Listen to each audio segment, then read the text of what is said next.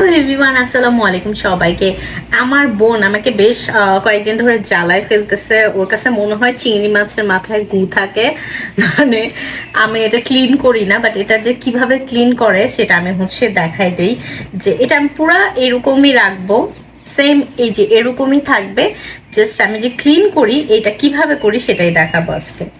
এই যে পিঠের যে অংশটা থাকে এটা আমি কিন্তু এইভাবে কেটে ফেলতেছে। আমার কাছে যেহেতু কোনো ধরনের ট্রাইপড বা কিছু নাই, এই যে ভিতরে যে এই জায়গাটা থাকে এটা কিন্তু পানি ছাড়লে আমি একদম ডিটেলসে দেখাই দিব। এখন কথা হচ্ছে এটা ডিটেলসে দেখাতে হলে আমার ব্যাক ক্যামেরা ইউজ করতে হবে। ওয়েট, আমি ব্যাক ক্যামেরা দিয়ে দেখাই। এই যে এই জায়গাটা কিন্তু একদম কাটা, তো এটা সুন্দর করে এই জায়গা দিয়ে মাথার এই জায়গাটাও আমি কাটবো। এটা ফ্রন্ট ক্যামেরা দিয়ে দেখাচ্ছি। তারপর কিন্তু চিংড়ির মধ্যে আর কিছুই থাকে না, দেখতে একদম সেম এরকম লাগে। ওয়েট, এখন ফ্রন্ট ক্যামেরা দিয়ে দেখাই। যেহেতু এই জায়গাটা আমার পুরো ক্লিন করা শেষ, আমি এই যে এই জায়গাটা আমি আসলে না ভিডিওতে এত কিছু তো আসলে দেখাই না যে কিভাবে কিভাবে ক্লিন করি বা কি, জাস্ট দেখাই। আমি আস্ত মাছটা দিয়ে দিছি। এই যে মাথার এখানে যে মজক বা যেটাই থাকে সেই জিনিসটা আমি একদম ক্লিন করে ফেলতেছি।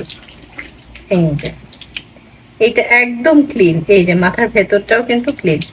এখন কথা হচ্ছে আমি এই যে খোসাটা এটা শুধু ফেলি না, আর চিংড়ির মাথায় একমাত্র জিনিসটা থাকে, এছাড়া বাকি সব কিন্তু ক্লিন। এই যে পাখা টাখা সবকিছু ক্লিন। এই যে চিংড়িটা একদম, চিংড়ি মাছটা ক্লিন হয়ে গেছে। আর এটা যখন এরকম করে রান্না করি,